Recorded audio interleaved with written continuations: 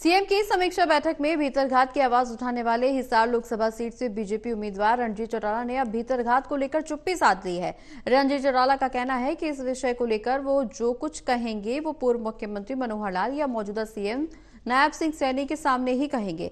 वैसे बीजेपी के सभी नेताओं और कार्यकर्ताओं ने उनकी चुनावी रण में उनका पूरा ताकत के साथ दिया है। हिसार में रणजीत चौटाला से खास बातचीत की है टोटल न्यूज के associate editor doctor Mahesh Kumar ने।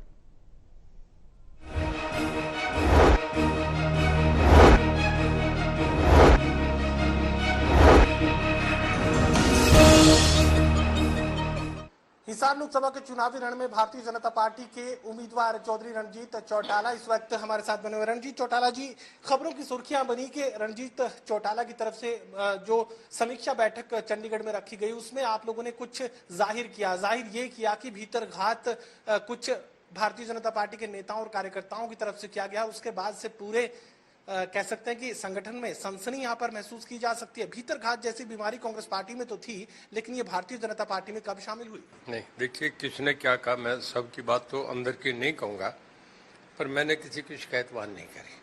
मैंने खाली ये बताया कि मेरे किस किस हल्के में कितनी लीड आ रही है, किस में मैं पीछे हूँ। मैंने किसी पर्सनल किसी भी आदमी के खिलाफ नहीं कहा। ये भीतरघात क्या हुआ है?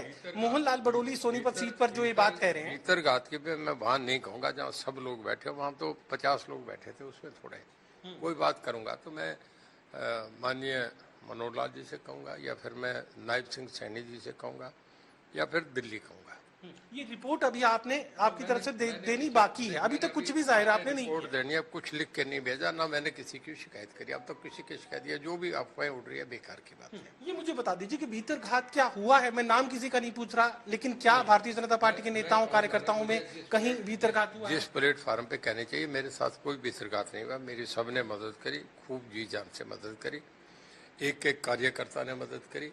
पूरा बीजेपी का कार्यकर्ता लामबंद होके मेरे साथ तब से लेके गिनती तक ही मेरे साथ खड़ा है, मैं कहूंगा ही नहीं। भारतीय जनता पार्टी के कुछ नेताओं की तरफ से ये मीटिंग में एक शब्द अलग कहा कि मैं और अशोक तंवर नए कैंडिडेट थे, पर हमें बीजेपी में आने के बाद ये महसूस ही नहीं हुआ। इन्होंने भी हमारे आते ही ऐसे हाथों हाथ लिया जैसे पहले वाले कैंडिडेट्स को लेते हैं। हमें जबरदस्त इनका सपोर्ट मिला। हमने ये स्पेशल, मैंने ये कही। भारतीय जनता पार्टी के कुछ नेताओं ने ये भी कहा है कि हिसार लोकसभा सीट पर कांग्रेस पार्टी के कुछ नेताओं की तरफ से बीजेपी को वोट डलवाए गए हैं। कांग्रेसी नेताओं ने बीजेपी को मदद दी है चुनाव मैदान में। देखिए, जब आदमी हार जाता है तो इस तरीके की वो चाणक्य कहता है कि अगर राजा जीत जाता है तो लोग बताते हैं कि ये युद्ध जीतने के कारण ये थे। जब हार जाता है तो उसे एक्सप्लेन करना पड़ता है कि मैं ये करके आ रहा, मेरी फोर्सेज यहाँ कम थी। जयप्रकाश नारायण को अब अगले ही अपना दीवार मजबूत करने के लिए अपने रीजन सफाई देने पड़ रहे हैं कि मेरा क्यों हुआ। इस करके ये जेपी का नहीं था सर, ये तो रणवीर गंगवा का था। वो ये कह रहे हैं कि कांग्रेस पार्टी के कुछ नेताओं ने बीजेपी को वोट डलवाए हैं। रणजीत चौटाला को कांग्रेस पार्टी के कुछ नेताओं की तरफ से वोट डलवाए गए हैं बीजेपी में। मैं कोई बात मैच्योर से कहूंगा, इमेच्योर बात नहीं कहूंगा जब तक कुछ चीजें मेरे सामने नहीं। और कांग्रेस का तो मुझे कहना ही नहीं चाहिए, मैं क्यों कहूंगा। उन्होंने हमें मदद करी। ऑन रिकॉर्ड कोई भी आदमी ये पॉलिटिकली बात नहीं कहेगा। खबरों में कुछ ऐसी चीजें भी निकल कर आई जिसमें यह कहा गया कि आर्थिक अनियमितताएं जो है कुछ पदाधिकारियों की तरफ से की गई है। क्या ऐसा कुछ आपके जहन में भी, आपका भी कोई ऐसा अनुभव है कि किसी ने घालमेल किया हो? नहीं, मेरे सबने जी जान से समर्थन करा, खूब समर्थन मिला, मुझे अपेक्षा से भी ज्यादा समर्थन मिला। ये बीजेपी 10 की 10 सीट कह रही है, लेकिन कांग्रेस पार्टी का जिक्र करें तो शुरुआत तो 10 की 10 से उनकी तरफ से भी हुई थी, लेकिन अभी 6 से 7 सीटों की गारंटी कांग्रेस पार्टी के तमाम नेता मान रहे हैं। मैं नहीं मानता, अभी रिजल्ट आएंगे तब सामने पता लगेगा। पिछली बार हुड्डा साहब खुद लड़ रहे थे, उन्हें अपना पता नहीं लगा, 2.25 लाख से हारे थे।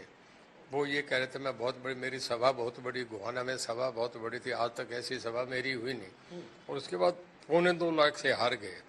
अब तो हुड्डा साहब का दाव है, हुड्डा साहब के नाम से जेपी जीते, यही से बड़ा मजाक क्या होगा। ये समीक्षा करने की जरूरत क्या पड़ने वाली है भारतीय जनता पार्टी को चुनाव परिणाम के बाद? क्योंकि जो भी निकल कर सामने आएगा उसमें एक बात तो तय है कि 3 और 5 लाख से जो सीटें जीती जा रही थी अब वो हजारों के अंतर पर आ गई। मोदी साहब का जबरदस्त प्रभाव है, लोगों के दिमाग से उतरे। आप ये समझे कि इसमें 70% तो मतदाता में लेडीज ने केवल मोदी साहब का वोट डाला है। उन्होंने राम लला के नाम के वोट बहुत पड़े। 70% महिला मतदाताओं की तरफ से एक तरफा वोटिंग हुई तो सर फिर मुकाबला 2 और 3 लाख 4 लाख वोटों पर जाना चाहिए था। ये हजारों में क्यों है, क्यों कांटे की टक्कर नजर आ गई? अगर पोलिंग बढ़ता 10% और होता तो ये 2 लाख पे भी जा सकता था। मैंने आपके सामने लाख की बात कही थी। अगर 10% वोट बढ़ जाता तो आप ये समझे कि एकदम 1,80,000 वोट बढ़ गया था 18 लाख में। लोकसभा के चुनाव परिणाम का हरियाणा विधानसभा पर कितना असर आप मान रहे हैं? क्योंकि कांग्रेस के लोग तो ये कह रहे हैं कि अगर 2 सीटें भी हासिल हुई तो फिर भारतीय जनता पार्टी विधानसभा के चुनाव मैदान में कहीं नजर नहीं आएगी। मैं एक बता रहा हूँ, इसमें हम ये मान रहे हैं कि हमें 70% वोट पड़ा है। अगर हम 70% 80% भी लोकसभा जीते हैं तो वो तो फिर कहीं है ही नहीं। 20% वाला कभी जीती हुई गेम मानता है क्या? आप मानेंगे? हम 10 की 10 सीट जीत रहे हैं। देखिए रोहतक भी वो हारेंगे, बहुत फंसी हुई सीट ये है। कहा गया कि यहाँ तो मोदी का सहारा था, खट्टर और नायब सैनी की बस की बात नहीं है। नहीं, ये मोदी साहब के नाम का वोट तो देखिए, मैं भी कह रहा हूँ, वो भी ये कह रहे हैं मोदी साहब के नाम का ही वोट था। बाकी देखिए कुछ लोकल इश्यूज भी होते हैं, पर क्योंकि ये लोकसभा का चुनाव था इस करके यहाँ ये इश्यू नहीं आ रहे थे कि विधानसभा क्या होगी, स्टेट ने क्या करा। सारा इस बात पे आ रहा था कि देश की लोकसभा कैसे होनी चाहिए। मोदी वर्सेज राहुल गांधी था तो वोट तो प्रधानमंत्री के नाम के ऊपर। मल्लिकार्जुन खड़गे ये कह रहे हैं कि ये इलेक्शन ना तो कांग्रेस लड़ रही थी, ना ही अमेरिका में इंग्लैंड में जब भी इलेक्शन होता है तो चेहरों को मिलता है, प्राइम मिनिस्टर का कैंडिडेट कौन है, प्रेसिडेंट का कैंडिडेट कौन है। तो यहाँ भी यही है। मेरा आखिरी सवाल, हिसार लोकसभा सीट पर जीत को लेकर कितने आश्वस्त? मैं 100% आश्वस्त हूँ। दुनिया की कोई ताकत भी देखिए मतदाताओं का जो मूड हो उसके आगे ढीली पड़ जाती है। मतदाताओं ने तय कर रखा है कि रणजीत सिंह बनेगा। चलिए, भारतीय जनता पार्टी के उम्मीदवार रणजीत सिंह चौटाला कहने की कोशिश करें कि भीतर घाट जैसा उनके साथ तो कुछ हुआ नहीं और जो कुछ भी रिपोर्ट वो देंगे वो पार्टी के शीर्ष नेतृत्व के सामने ही बंद कमरे में वो सौंपेंगे। किसी के सामने सार्वजनिक मंच पर इस तरह की ना तो अब तक कोई रिपोर्ट उनकी तरफ से दी गई है और हाल फिलहाल किसी की भी शिकायत उनकी तरफ से नहीं की गई है। सोगी कमल के साथ doctor Mahesh Kumar, total news Hisar.